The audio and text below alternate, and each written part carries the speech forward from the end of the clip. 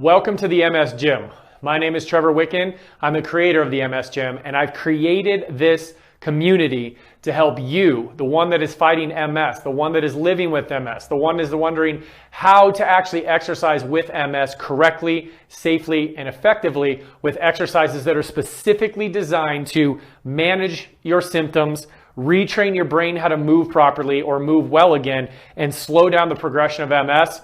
That's what we do. That's why we're here. That's why the MS Gym was created. So thank you for being here. If you're a newbie, thank you for returning if you're a returning subscriber. So what we're talking about today is kind of part 4B on this using stretching and to reduce spasticity. So last video we talked about flexor spasticity of the hip. Today we're going to talk about extensor spasticity of the hip, okay? So with extensor spasticity, a lot of times what will happen is that the extensor, so the glutes and the hamstrings will get super overactive, and that's in the hip, but what a lot of people forget about is actually the spinal muscles up here, called your quadratus lumborum and your spinal erectors, your spinal extenders. They get tight too, so you're literally like jamming forward like this.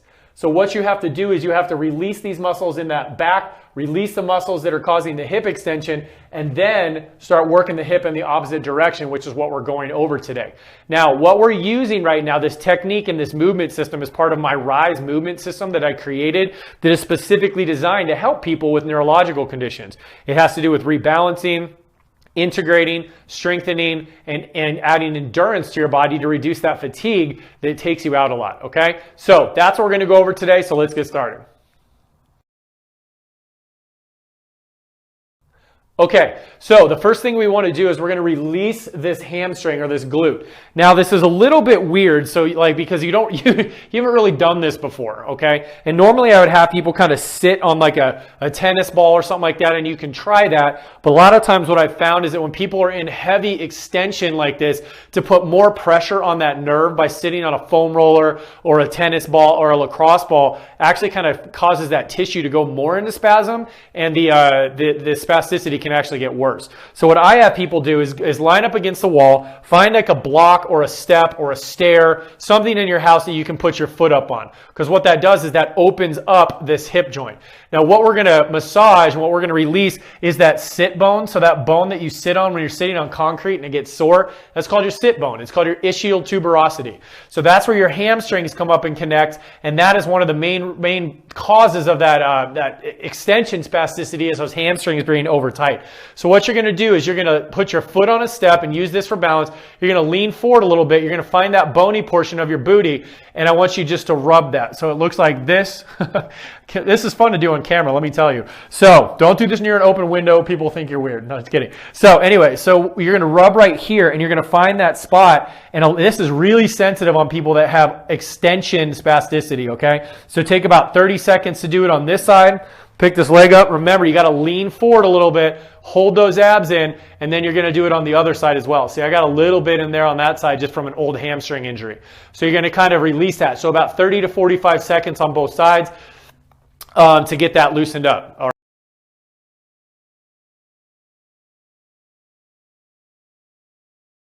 All right, welcome back. So let's move this out of the way. So now that we got everything happy and moving, okay, we got rid of some of the extensibility back here and extensibility back here. Now we're going to stretch it, and this is called a ragdoll stretch, okay? So all I want you to do is you're just going to face this way, and you can use a wall if you need to. Get your feet about hip width apart, and literally you're just going to go down like you're going to touch your toes, but you're not going to stretch, you're just going to hang. So what I want you to do is put your hands on your legs like this, on your thighs, hold those abs in, keep your chin down like you're holding a tennis ball underneath there, and you're just going to go down, okay? If that's as far as you can go, that's cool, okay? Just take your time and hold it. If you start to feel your body kind of freak out a little bit, stand back up real quick, but don't go into extension, okay? Then you're going to come back down a little bit, ease into it. You should be able to wiggle your toes so you're not up here on your toes. You should be back on your heels, keep that back flat, and then come back up, okay? And eventually what I want you to do is I want you to get down to where I'm stepping on my cord here. So get down to where you can actually just kind of hang. And you just hang your head straight down like that. It's going to open up the SI joint, going to open up these QLs, going to open up the hamstrings. Stand back up again, and then maybe a fourth or fifth time, you may get a little bit lower. So the goal is to get a little bit lower and to keep your hands on your legs so you have this triangle position so you have stability. Once you get real advanced, then you can kind of just let your body hang down like this. Okay, but while you're working on it, just come here and then come back up. And that'll really work on opening those SI joints. All right, so now that we've got everything kind of moving and we're out of that extension position, it's time to go into a flexion position. So what I want you to do is you're going to be standing against the wall. I want your hand on the wall right here. And I use this exercise a lot for balance, but I don't want you to necessarily use it as a balance exercise where you're holding up for a long time. I want you to use this more for hip flexion. So what you're thinking about using are these muscles right here and your abs to actually lift your legs. So I want you to plant your inside leg, so your left leg down, squeeze that booty, okay, not hard because you don't want to go to an extension. So just kind of lightly squeeze that glute, so lightly, all right? And then what you're going to do is put your heel in front of you, pack those shoulder blades down and lean forward just a little bit so you don't lean backwards too much and your hands on the wall. And then what I want you to do is you're just going to lift the leg, hold, and then put it back down, okay?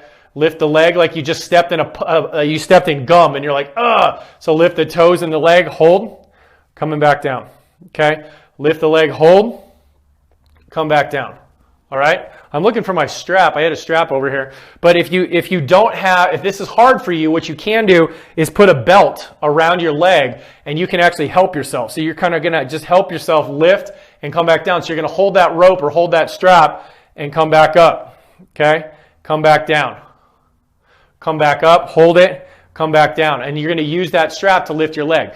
Now, a lot of people with MS are like, I have a hard time lifting my leg. I have a hard time using my hip flexors. Well, this is an exercise to do, and if you just think about lifting your leg, it's going to get better, and you will feed some patterns into the brain, okay? So you need to try it. Just because you can't do it, even if you're using your arm to help you lift it, the body still senses that you're still using that leg to go through a flexion, and just by moving that joint, moving that hip into a hip flexion, a lot of times it will calm down these extensors back here just by going the opposite direction. But you got to remove that spasticity first, okay? So that's it for the hips, okay? So that's that extension spasticity. If you like this video, go down and hit like, give me some thumbs up. If you want to subscribe so you don't miss anything, go down here and hit subscribe.